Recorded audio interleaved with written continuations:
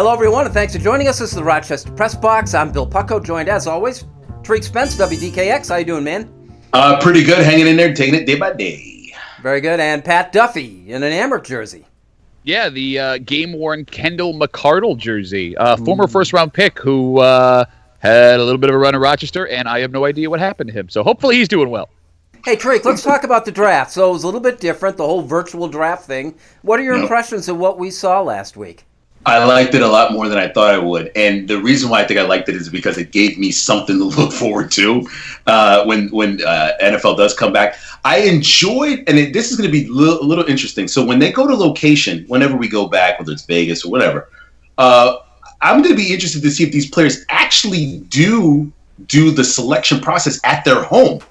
There seemed to be more family and engagement. I enjoyed the stories that they were telling. I mean, you can still do interviews through Skype or whatever it is, but I enjoyed watching sort of the family interaction and some, memes later that happened during that moment live in the comfort of their own home. So I think a lot of players may be taking this from this moment on and skipping the whole process of going to New York or Chicago and actually doing it in their home, in their living room. Or strike a balance. I think you'll see less of it, I think, with people being invited to New York. Pat, what do you think? I really enjoyed it. I watched almost every second of it all weekend long, because like Tariq said, there was nothing else going on. What I did find interesting, I thought the presentation was great, everything was cool. I found interesting what the NFL thought we wanted to know about these guys being drafted, because apparently you can't be drafted into the NFL without the most horrific story you've ever heard about your family being broadcast to everyone. It got to a point, as tragic as these stories were, where I thought they were making it up for comedic time. It just kept getting worse and worse. And the details they would share, it's a horrific story, but one guy who was drafted, I forget who it was, his father passed away, which is something you can say, he lost his father at 15. But then they decided to go into detail by sharing that his father passed away by slipping on gravel and falling into a busy street and being hit by a car. I don't know this person. It's a late round draft pick. What are you doing sharing this information with me? And does this kid know? For example, was it wasn't CeeDee Lamb. It was, who was the other receiver out of Alabama there, Tariq? I'm blanking right now. Whose mother was dealing with drug addiction for 15 years. Yes, Jerry Jeudy. Mother was dealing with drug addiction for 15 years. And they used that as a bullet point. ESPN had to apologize for it. The only thing you have to do is find something else to fill time with, so I wasn't so sad watching all 3 days of the draft. I like the human interest story is great. I like it. I like the human interest story end of it. But Duffy, there were some uncomfortable moments that my wife and I were watching the draft, and she kind of was like, "Oh my gosh, it took you away from football, made you want to root for the kid without knowing the kid." Ruiz is the one that you were talking about before, who was helping a pedestrian on the side of the road, and it's a part of the story. It tells the sports story. It makes the story more human, but I would have rather it come from his mouth and his detail. They did sort of profiles on these athletes. Let him tell that story. That was a ploy for the female viewers, and I wonder if maybe that was part of the reasoning. Okay, but to Tariq's point, they're bullet pointing these things 4.5 40-yard dash was, Pac-10 second all-team wide receiver. Father caught on fire and then was eaten by a shark. What horrible, don't put it in the bullet point, man. No. And if you didn't have one, you invented one, like chronic halitosis. Terrible. It's just, it was unnecessary. I think they did a good job. Goodell looked a little bit stiff, but listen, given the circumstances, I get that. I think the dynamic of all of these athletes at home with their families was interesting to watch. Was anyone else waiting to see Goodell shirtless by the 7th round, right? Because he slowly relaxed as the rounds went on. It was suit, and then just sport coat, and then sweater, and then T-shirt. And then I was waiting to see tassels by the last 10 picks. It got really ridiculous. I just wanted him to come out in a bathrobe. That would have been the best. That would have been the best. A draft pick did. Why not him? That's why I didn't watch the last rounds. The fear of what might happen. We're at the Rochester Press Box, and we're talking Buffalo Bills next.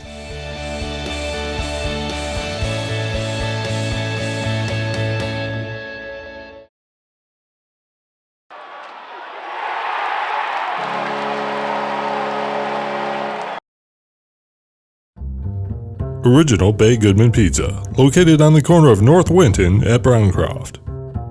There are 3 ways to get the original Bay and Goodman delivery. Go to baygoodman.com. Welcome back. Thanks for joining us. We're the Rochester Press Box, talking Buffalo Bills. Pat, we go to you. Break down the draft for me. How the Bills didn't have a first-round draft pick, so we had to wait to the second day. All things considered, how do you think they did?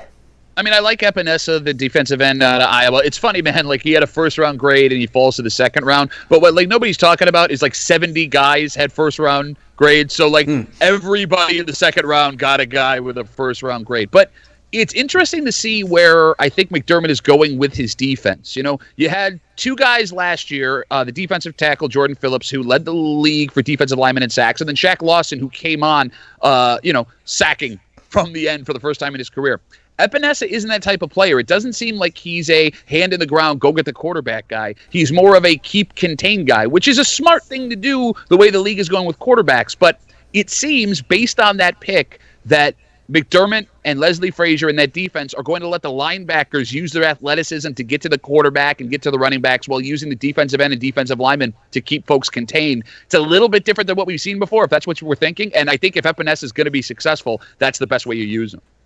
It was cool, Tariq. I thought it was like the first draft that I can remember for the Buffalo Bills. We talk about, drafting into need or filling a hole and stuff. They didn't have any. They're drafting all depth players because they're ready to go. Yeah, they are. And I think they did a good job. They added Moss, they added Davis, they got some offensive weapons. Although Duffy is waiting for me to give him kudos for getting Jake Fromm out of Georgia. The only reason I can't is because Jake Fromm fell, and the Bills kind of – wait a minute.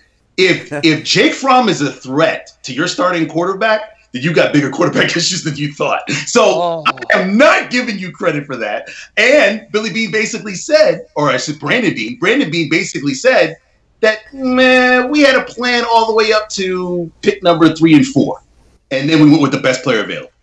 Run back the tape of that handsome, smart, bearded man and what he said 2 weeks ago. Because I agree with you. Fromm is no threat to Josh Allen, just like he shouldn't be. That smart, bearded man on the press box 2 weeks ago said they were taking a quarterback not to compete with Josh Allen, but to lock up your backup quarterback position. As the two of you sat here and said, no, there was an article that said the Bills are fine. Look, I love this move because you now have the ability to mold a rookie quarterback into the NFL quarterback you want him to be. You have a low-cost backup to Josh Allen for the next 4 years at best, or at worst, and at best, you have a guy that you can flip for anything higher than a fifth-round pick to gain ground in a draft in the future. This is a great move, and one, that I saw coming. Thank you very much. That being said, that they weren't planning on getting a quarterback when they went into the draft. The guy was there and available, the best guy on the board. So by default, yes, they drafted a quarterback. I even said fifth round, and I forgot, Tariq, that whenever a general manager of an NFL team opens his mouth, it's always the truth. I totally forgot that they're not allowed to tell lies to make themselves look better on the back end. What's there like that? Well, that's great. Well, you could have got another offensive weapon. Yeah, and yet it's the truth when he says, I have the first 3 rounds planned. You don't know what's going to happen in those last rounds. And let me ask you, do you like the fact that Fromm dropped to them, so maybe he's got a 3rd-round grade and you get him in the 5th round, or do you really worry that there's reasons that this guy was available when he was? I mean, who the heck knows, Bill? You got guys like Russell Wilson that dropped to the 3rd and he's a Super Bowl champion. You got guys like Cade McNown who do the same thing and you never hear from him again, right? For every Tom Brady, there's a Brock Heward, right? Who the heck knows? We'll find out in a couple of years. The one thing I found odd is how long the Bills waited to address the corner situation, because it was a huge issue for them last year, right? You've now lost a couple of guys that can get you sacks, which are going to put pressure on the corners. You brought Josh Norman in, but there's question marks about how effective he's going to be. They wait until the 7th round with Dane Jackson, a corner out of Pitt, who might be something, but you took a kicker and a quarterback before you took a corner. There's a good chance that Dane Jackson doesn't make this team, and you're left with what you had last season plus Josh Norman. Those are 2 roster spots, too. I mean, you've got a kicker. You're not going to cut Hauschka. You're going to keep 2 kickers and presumably 3 quarterbacks. Oh, I disagree. I think Hauschka's days are numbered, and that pick proves it. I think that Hauschka over 50 the last 2 seasons has been spotty at best. This kicker, he had a video out where he made a 60-yard field goal 1 step. He said that he's made 70-yarders. I mean, this guy can kick for distance. I think his pick means Hauschka's done. You're just messing with this. Yeah, I just don't understand why you're messing with the psyche of the players that you're counting on. You don't want Fromm to play. You don't want this kicker coming into his rookie season on a season in which they have to win this year. I don't know. I don't know. We'll see. Yeah, write that down, Tariq. It's another thing we can check. We'll mark the tape. Yeah, we'll mark the tape for that one. We're the Rochester Press Box, and Like It or Not is next.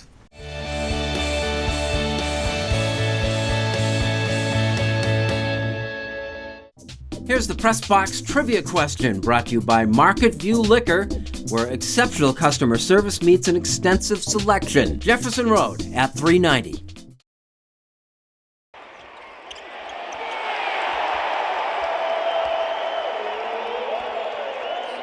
Here's the Press Box trivia answer, brought to you by Market View Liquor, where exceptional customer service meets an extensive selection. Jefferson Road at 390.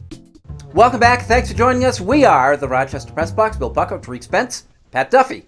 Tariq, like it or not, the whole idea in The Last Dance and it's a reborn controversy about whether or not to shake hands. The whole idea of sportsmanship is depicted or not depicted by the Detroit Pistons and the Chicago Bulls in that documentary. Yeah, the moment where basically Isaiah Thomas and the entire Pistons team walked off and refused to shake hands with the Chicago Bulls. I like it at the youth level. It shows sportsmanship. I like it possibly at the college level, depending on whether these kids are now going to get paid or not for their likeness. But I feel as if now we're heading into this whole new world of, do we shake hands, not shake hands? It's a tradition, a sports tradition we've had for years. We're in a brand new era of being worried about germs with COVID-19 now. I would still like to see it because I grew up on it, but I could see it being phased away and some other way that athletes show respect for one another after a game. But the sportsmanship issue, you think, though, that remains. And I think that what the Detroit Pistons did, and especially because it was premeditated, left a bad taste in a lot of people's mouths seeing that. Yeah, I mean, it was terrible. I mean, you're hearing the backstory as to why, certain people don't shake hands, or certain teams didn't shake hands, or certain players didn't want to shake hands. But that was then. This is now. It's a totally different era. It was more of a snub back then than it is sort of now. Now you have players basically taking pictures with themselves in their jerseys next to one another and hugging it out. So we're all more friendlier now in this era, which is why a lot of old school people don't like this era, because it used to be you have to hate the other guy. You have to hate Isaiah Thomas if you're a Jordan fan. That's it. You got something there, Pat? I mean, I don't know. I've always hated Isaiah Thomas. I'm not even that much of a Jordan fan. Like, can you think of a guy whose legacy took a larger hit from one single person than Isaiah Thomas? He's one of the greatest NBA players of all time, and everybody despises him and never gives him any credit. So, yeah, to your point, I guess shaking hands is pretty important. Yeah. Hey, Pat, like it or not, Tom Brady got himself in a bit of a thing with showing up to visit his offensive coordinator. Are you going to let up on this guy now that he's not in New England anymore? No, of course not. Like, exactly what happened shows why Tom Brady is who Tom Brady is. Someone that I despise. First of all, let's talk about the act of just walking into someone's home without knocking on the door. I don't care how close you are with someone, and he can't be all that close with Byron Leftwich, his OC, right? Because they don't really know each other. Dude, I don't have anyone in my life, friends, family, who I will just open the door and walk in. And then part number two, what he did was against NFL policy. They're not allowed to meet with coaches face to face, right? So that was a thing that he exposed. Like, it almost seems like Brady, without the Patriots around him, is like, it's like a baby walking for the first time off of the carpet in the living room, right? Like, Yes. What do you mean? Like, I can't do all of these things that were taken care of for me by my supermodel wife or my franchise or the owner that loved me so much? I'm just Tom Brady. Yes, and that's basically what happened. Tom Brady, the Patriots have to be laughing at this, but look at it, the guy can't even find the right house without the Patriots organization. I sat there and laughed at the story, although he did get in trouble again, I guess, for being on the beach in Tampa. The rules are different for Tom Brady. We kind of already know that. So him breaking the rules and actually getting caught is kind of funny this time. We'll see how Tampa Bay or should I say Tampa Bay treats Tom Brady over the next 12 months. Hey, Bill, real quick, did you see what the highest selling jersey in New England's been over the last 3 weeks? I didn't. Who is it? That would be a Tom Brady Tampa Bay Buccaneers jersey. Bill, look at all those die-hard Patriots fans sticking with their team in the tough times, huh? Ooh, that's good fandom right there. This is a whole segment in itself. We'll save it for next week. This is the Rochester Press Box, and Unfinished Business is next.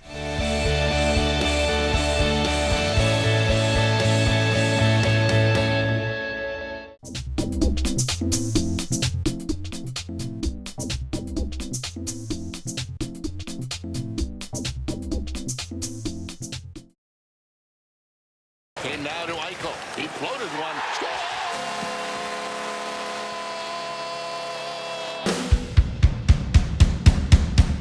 Welcome back. Thanks for joining us on the Rochester Press Box. Time for Unfinished Business. Mr. Duffy.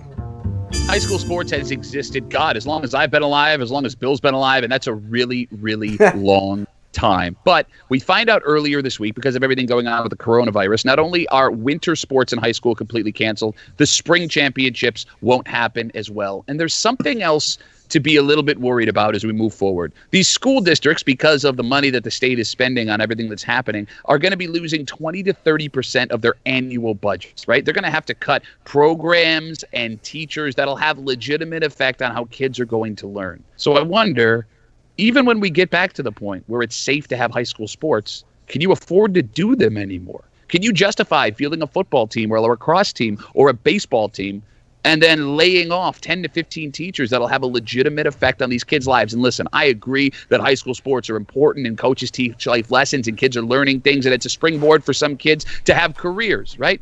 But if you have to choose between a legitimate learning environment that's going to benefit the whole school or the 50% of kids in America that play high school sports on an annual basis, you might have to choose the money going into the actual school and the learning situation. Look, there are ways for kids to play sports, and it's going to cost money outside if high school sports goes away. And I don't want to see it happen, and there's a whole bunch of other issues that show up because of it.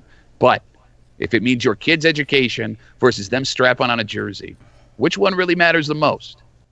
The NCAA Board of Governors made an announcement that many people might say is long overdue. Student athletes can now profit from third-party endorsements and be compensated for their name, image, and likeness. I find this to be interesting since recently the top 3 high school basketball stars have decided to decommit from their schools and go into the NBA's G League, where they'll be paid about $300,000 during the 2020-2021 campaign. This is no coincidence. Basically, what this means now is college basketball has to change its entire landscape, and football on the way as well. This has always really been about the money for the last, I would say, 15 to 20 years, if not longer. But now players are making decisions to go pro, or at least somewhat semi-pro, without going through 1 year of college. Let's be frank here.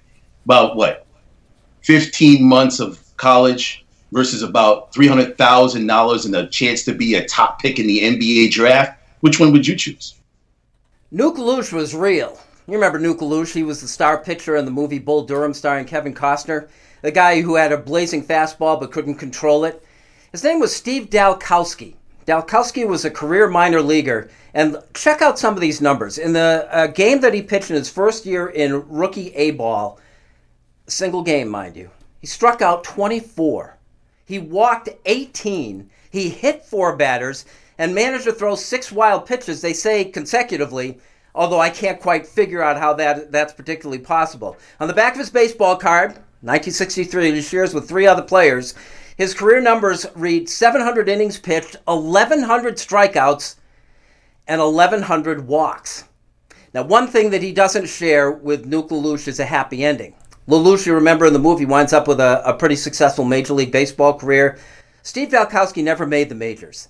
He got close. In 1963, he was ticketed to pitch for the Baltimore Orioles, but he threw his arm out fielding a bunt in spring training. The last scheduled appearance he was supposed to make in spring training before coming north with the Orioles. That never happened. He wound up pitching 12 games with the Red Wings that season with a bad arm, and by 1966, he was out of the game. He knocked around a little bit.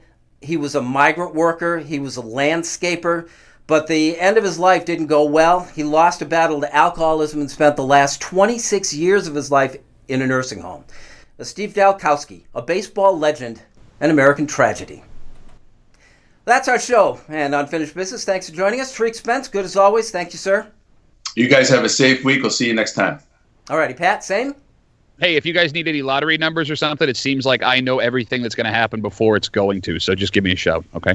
We will do that. Thank you for joining us. We'll see you next week with the Rochester Press Box.